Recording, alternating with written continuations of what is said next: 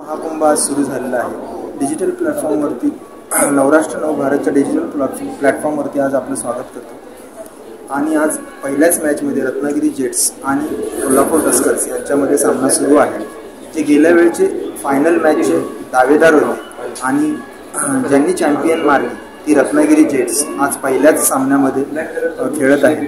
तर आपल्यासोबत MCA बोर्डाचे सेक्रेटरी ॲडव्होकेट कमलेश मिसाळ आहेत। जास्त प्लेयर्सला एक्सपोजर मिळाला आणि या टुर्नामेंटमध्ये आपल्याला मागच्या वर्षी माहिती असेल की हर्षल कुलकर्णीला संधी मिळाली होती, त्याला IPL खेळण्याची संधी मिळाली होती। कारण IPLचे जे संघ आहेत त्यांचे टॅलेंट स्काउट ते येतात, ही मॅच ऑब्झर्व करतात आणि त्यामुळे इथं जे खेळणारे खेळाडू आहेत त्यांना निश्चितपणाने IPL खेळण्याची संधी उपलब्ध होऊ शकते।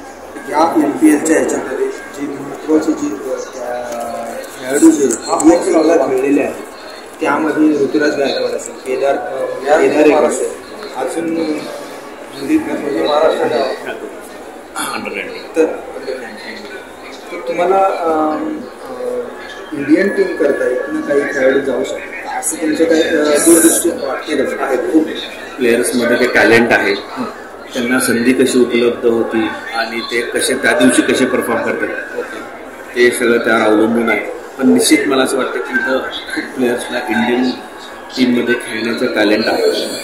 ज्या प्रकारे आम्ही हे टुर्नामेंट ऑर्गनाईज करतो, ज्या प्लेयरला संधी उपलब्ध होती, ज्या प्रमाणात आपल्या फॅसिलिटीज आपण अवेलेबल करून दिल्या, त्यामुळे निश्चित BCCIची नोंद घेतली आणि त्यांनी आमच्या ॲसोसिएशन मला एक महत्त्वाचा प्रश्न असा विचारायचा की तुम्ही ज्या सर्व मॅचेस पुण्यामध्येच का खेळायला लागला? इव्हन जर महाराष्ट्र प्रीमियर लीग म्हटलेलं आहे तर हे ऑल ओव्हर काय करणं आहे, एक तर ग्राउंड जे फॅसिलिटी आहे ते महाराष्ट्रात इतर ठिकाणी कुठं नाही आहे, नंबर 1. नंबर 2 जे नाईट मॅचेस होऊ शकतात फ्लड लाईट्स, त्याच्याची काही क्वालिटी आहे ती ह्याच ग्राउंडला उपलब्ध आहे। नंबर 3 इथे जे ड्रेनेज सिस्टीम पाऊस पडलं तर अर्ध्या तासामध्ये पूर्ण ग्राउंड सोप होऊ शकतं।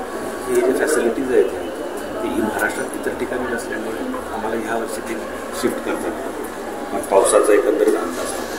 तर हे होते आपल्यासोबत MCA बोर्डाचे सेक्रेटरी ज्यांनी आपल्याला ह्या MPL हंगामाबद्दल सविस्तर माहिती दिली।